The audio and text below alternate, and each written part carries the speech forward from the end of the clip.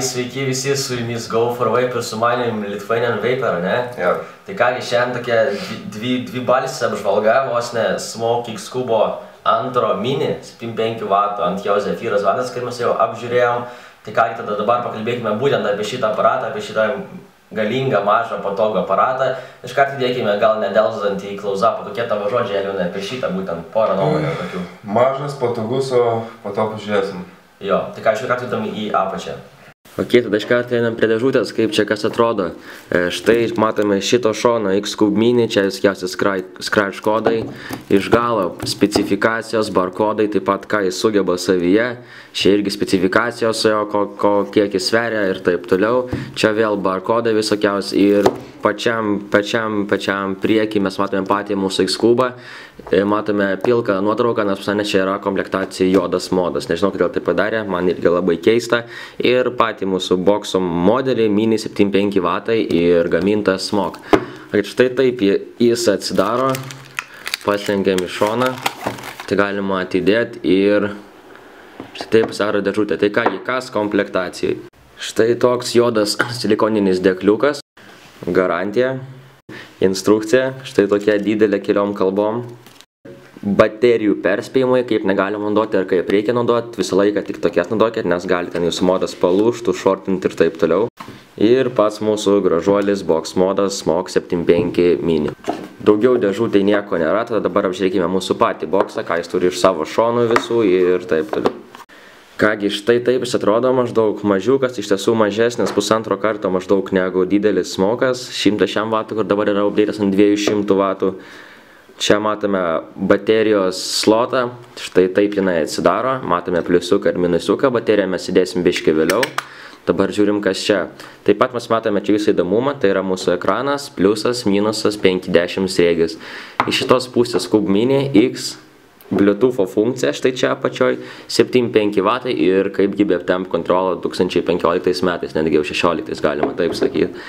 Kai matome, daugiau čia nieko nėra, taip pat čia yra USB pakrovimo laidas, kaip update'ams, taip ir pakrovimui, kas yra labai fainai, ir ventiliacinės angos aušinimui baterijos.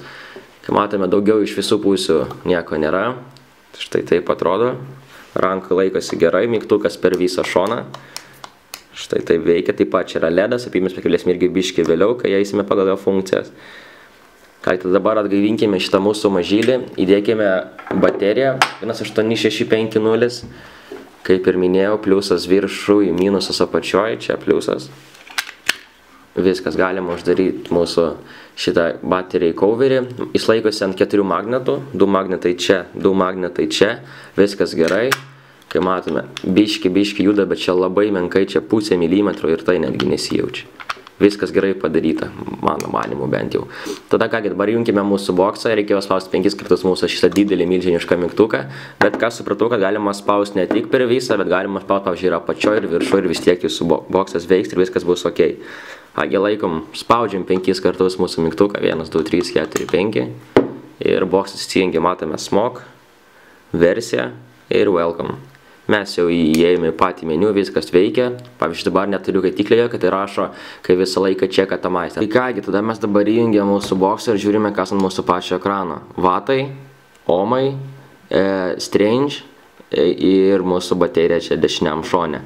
Gerai, dabar manau visiems įdomu, kas yra tie min ir taip toliau. Kaip ten sutyti pliusiukas ir buttonas, fire button. Galima sutyti soft, norm, hard ir max. Štai viskas taip nustato. Čia veikia maždaug taip, kad vatai lieka tokie patys, bet pas jūs būna daugiau arba mažiau garų. Čia gal daugiau biškytampus duodasi į mūsų patį kaitiklį, bet būtent aš tai visą laiką rūkau ant normal, nes pavyzdžiui, jeigu kokį ten Zephyr, ne Zephyrą, o aerotanką garint ant Maxo, tai būna pavyzdžiui netgi ant 15 W labai galingas ir būna, kad netgi perdega koilai, nežinau dėl ko, bet kai matome tokią funkciją, kad vatai lieka tokie patys, bet įtampa didėja ir dėl to biškai daugiau garų pasidaro. Tai ką, dabar tada įeikime, taip pat pažiūrėkime, ką daro mūsų minusiukas ir fire button, temp modas ir VAT modas. Čia, kaip ir minėjau, yra TC funkcija, nusistato fire button, kaip ir minėjau, ir minusiukas.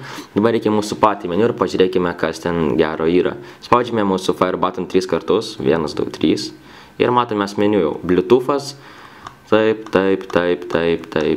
Gerai, Bluetooth'as, kaip įeinam, laikom biškį mygtuką porą sekundžių ir mes matome mūsų Bluetooth'ą. Galima įjungti arba išjungti. Persistato viskas minusiuko būdu arba pliusiuko.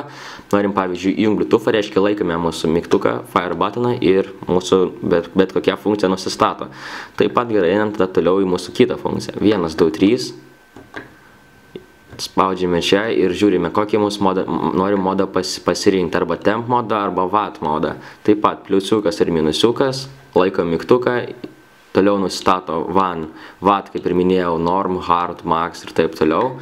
Vėl laikome šitą ir viskas. Dabar pakalbėkime apie temp modą, kaip ten papult ir kaip ten kas, nes ten yra įdomiausias dalykas ir ten daugiausiai visokiausių funkcijų. 1, 2, 3. 1, 2, 3. Taip, nes čia laikome mygtuką. Dabar, pavyzdžiui, temp modas, vėl laikome mygtuką čia. Toliau matome taip pat soft, norm, hard, max. Laikome vėl mygtuką. Dabar matome call, nickel, titanas. Toliau nustato mūsų ohmai. Čia toliau yra double coilas arba single coil, galime taip pat pasirinkti. Laikome mygtuką ir viskas. Mes jau matome Fahrenheit'ose. Štai taip, tokiu gražiu būdu galima pakelti mūsų Fahrenheit'as, taip pat ir nuleisti. Meniu eina gan greitai, man tai labai patinka. Matome 600 Fahrenheit'ų ir 315 Celsių. Tai 315, ok. Tai kągi, manau, dabar mes pakalbėjome apie mūsų temp kontrolo funkciją, ką jis sugeba, manau, viskas normaliai supratot, kadangi čia viskas ne taip jau sunku, kaip atrodo. Gerai, einam tada į kitą funkciją. Toliau metame mūsų įdomiausią dalyką LED. LED'as yra būtent tik šitam mode, galim pasirinkti iš RGB, jump, shade, čia kaip norit kokias šviesos nusistatyti.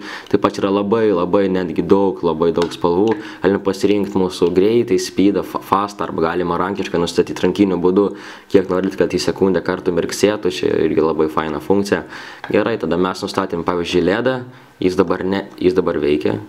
Štai taip mirks, jeigu mes neturime atomizerio. Gerai, tada dabar reikime į kitą funkciją. Toliau puffsai, čia reiškia įpūtimai. Čia galima nustatyti never, 1, 2, 3, kiek galite padaryti maksimum puffsų, pavyzdžiui 5 puffsai ir daugiau jūsų modas neveikia. Toliau galima, pavyzdžiui, resetinti, pavyzdžiui, turite dabar ten labai daug funkcijų, puffsų, galite ten, kad būtų 0 vėl, čia irgi tokia funkcija, nežinau būtent kam jis skirta, bet gal kažkas nenori persidozuoti skysčių, tai galima nustatyti būtent tokią funkciją. Kai matome, toliau yra settingsai, kai matome, čia yra screen kontrastas, čia yra screen rotationas, galima pasukti mūsų ekraną 108 laipsnių, toliau date and time, toliau galima adjustinti mūsų ohmus ir taip pat galima updatinti mūsų software per internetą. Galima taip pat exit menu, strange hard ir taip toliau. Paskutinė funkcija, kurią jis turi, čia yra power on arba power off, laikome pavyzdžiui mygtuką, power off, laikome mygtuką ir mūsų modas išsijungia ir sako mums goodbye. Viskas, visas funkcijas mes jau apėjom, pažiūrėjom koks tai boksas, dabar pagal jūsų visus prašymus pažiūrėsim kaip jis garina, duosiu pagajant Elviui, žiūrim kiek stiprus jo plaučiai ir einam tada prie FaceTime. Dabar Elvis parodys savo plaučių jėgą ir pagarins biškai šitą dalyką, ant kiek vatų? 59. 59, davai Elvis, parodyk ką moki.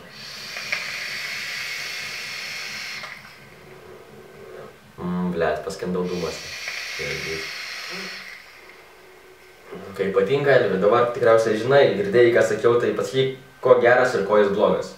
Taigi pliusai tada būtų, kad jisai mažas, patogus labai rankui, mygtukas irgi labai puikus, turi tikrai daug funkcijų, išsistudijuoti dar viską reikėtų ne vienos dienos, o minusas tikriausiai vienintelis būtų, kad dangtelis truputį klyba, o šiaip... Čia labai mažai. Jo, daugiau tikrai neturiu prie ko prikibti, viskas labai puiku. Gal kada bišti ekranas viršų, žinai, gal kad ne iš šono, nes čia ką, žinau, man tai neįprasta kažkaip. Jo, bet vis tiek smokas įnešė kažkokią naujieną į mūsų... Gal patengi pasisekė, ne? Jo. Galima priprasti tikrai. Jo, šiaip meniu tikrai labai lengvas, viską valdyti labai nesunku, turi tikrai daug ir vėlos funkcijų, dual coilai, single coilai, manau, kad tikrai viskas įdėta puikiai. Tai kaip šitą modelį įvertintum nuo 1 iki 10? Na, tikriausiai 9-10 maždaug. 9-10, jo, man taip pat, aš taip pat sakyčiau. Tai kągi, tada, manau, apžiūrėjome šitą boksą, tikiuosi jums patiko, čia toks buvo dvigubas revievas, gal dar bus tokių dienų, kada aptaisime taip pat, ateisime gal pačiaisim dviese, pabazarinti apie kažką ir taip toliau, gal kiek netgi revievą gal sumastysim. Kągi, tikiuosi, jums tikrai patiko. Ačiū iškart iš anksto už laikus, už subscribimus, už komentus. Su jumis buvo Go for Wave. Garinimas yra kaip vitaminai, nereikia per daug, bet tai yra bent jau sveika. Kągi, dėkui Elvi, kad leidai pas tave Hatoj padaryti reviewą, kai neturėjau vietos. Viso, Elvi, davai ir davai jums. Sėkmės.